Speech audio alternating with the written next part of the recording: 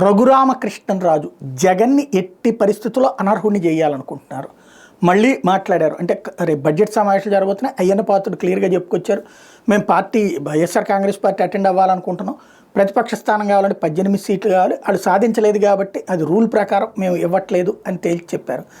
అదే సందర్భంలో సీఎంతో సమానంగా తనకు అవకాశం కావాలని జగన్ కోరుకోవడం కరెక్ట్ కాదు అన్నటువంటిది కూడా ఆయన తేల్చి చెప్పారు. అదే సందర్భంలో 60 రోజుల్లోపు కనుక రాకపోతే అనర్హుణ్ణి చేసేటటువంటి అధికారం మాకుంటుంది.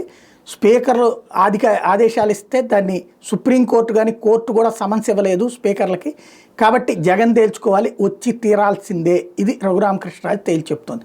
వెరీ సింపుల్ లాజిక్ ఏంటయ్యా అంటే, కరెక్ట్ 60 రోజులు కనుక అటెండ్ కాకపోతే సభలకి సంబంధించి అనర్హత వేటు వేయచ్చు. మరి గతంలో చంద్రబాబు గారికి ఎందుకు వేటు వేయలేదు? అప్పుడు వైసీపీ కూడా వేయలేదుగా. అంతకుముందు వచ్చేటప్పటికి ఎన్టీ రామారావు గారు కూడా అట్లాగే బాయ్కాట్ చేశారుగా. అప్పుడు ఎందుకు వేయలేదు? క్రిందటిసారి జగన్మోహన్ రెడ్డి 3 నెలల పాటు తిరిగాడు కదా, 3 ఏళ్ల పాటు తిరిగాడు కదా పాదయాత్రలో, అప్పుడు రాలేదు కదా. అప్పుడు ఎందుకు వేయలేదు? ఇదే $1 మిలియన్ ప్రశ్న. బట్ రఘురామకృష్ణరాజు వెంటాడతారు కాబట్టి జగన్ని ఎట్లయినా సరే అనర్హుని చేయాలన్నటువంటి కసితో మాత్రం ఉన్నారు.